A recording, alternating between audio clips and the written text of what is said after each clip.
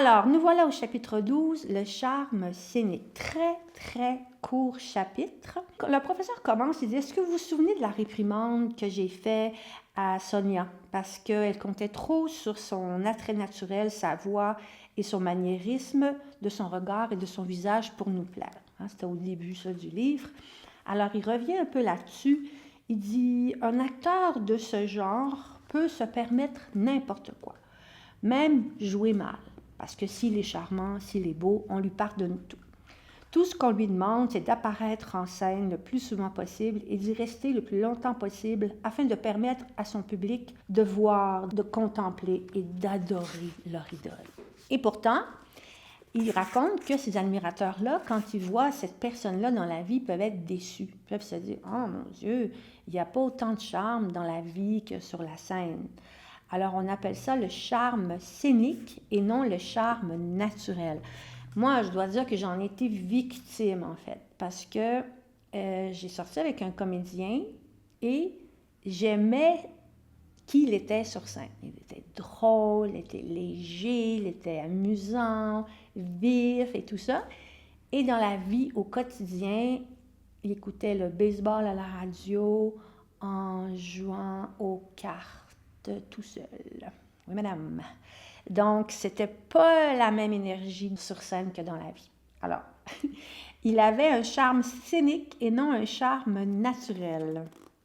Petite anecdote personnelle.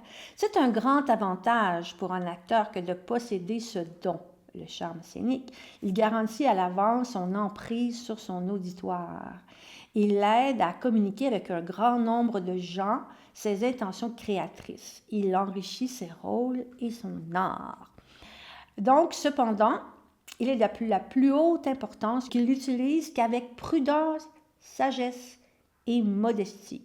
Parce que c'est une grande honte lorsqu'un acteur ne comprend pas cela et joue sur son charme et l'exploite. Il dit que dans les coulisses, que les autres acteurs appellent ce genre d'acteurs des prostituées, rien de moins, parce qu'ils exhibent leur charme, en font le commerce pour leur profit personnel, au lieu de consacrer ce pouvoir fascinant à enrichir le personnage qu'ils créent. Est-ce que vous connaissez des acteurs comme ça? Pensez-y. Peut-être que oui, peut-être que non. Alors, l'acteur devient victime de son propre don. Alors, un autre aspect du danger inhérent à ce charme scénique, c'est que l'acteur qu'il possède est tenté de l'utiliser constamment, d'être uniforme, semblable à lui-même. Parce qu'il y a des comédiens qui se disent « Ah, on m'aime parce que j'ai fait ceci. Donc, comme je veux qu'il continue à m'aimer, je vais continuer à faire ceci et non cela. » Mais ceci ne correspond pas à cela, cela étant un autre personnage. Parce que ceci fonctionnait bien, alors c'est le danger d'être aimé pour quelque chose qu'on a fait. Les gens, surtout les gens en musique, parlent souvent de la crainte du deuxième album. C'est un premier album a bien été. Donc là, ils arrivent au deuxième album et s'auto-censurent parce qu'ils disent « Ah, mais là, les gens aimaient ce qu'on a fait, ce que j'ai fait au premier album. » Donc voilà le danger. Alors, il dit aussi qu'il existe des acteurs qui possèdent un autre genre de charme scénique. Ils ne doivent pas se montrer tels qu'ils sont, car sous cet aspect, ils sont complètement dénués du pouvoir de séduire. Pourtant, il leur suffit de coiffer une perruque, d'adopter un maquillage qui masque entièrement leur personnalité pour exercer un grand magnétisme scénique. Ils attirent le public non pas par leur charme personnel, mais par un charme créé à l'aide de moyens artistiques. Donc, il y a énormément de comédiens comme ça.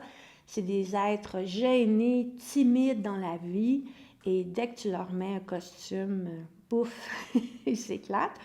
Donc, on appelle les premiers plus les extravertis, les autres seraient plus les introvertis. Alors, il dit, ceci soulève une question. N'y a-t-il pas une méthode qui permette de développer le charme scénique chez un acteur qui en manque? Oh, c'est intéressant. Alors lui de répondre, il s'agit moins de développer le charme que de réduire les imperfections. Bon, il va doucement. Mais moi je dirais, pour améliorer le charme scénique, c'est de vibrer de l'intérieur, que le texte soit connecté aux émotions. On n'en sort pas. Que la personne vibre, qu'il y a une rythmique, un tempo intéressant. C'est le personnage qui va devenir charmant et non l'acteur. S'il a à être charmant, peut-être qu'il n'a pas à être charmant. Quant à acquérir je ne sais quoi d'indéfinissable qui séduit le public, c'est encore plus difficile et même peut-être impossible.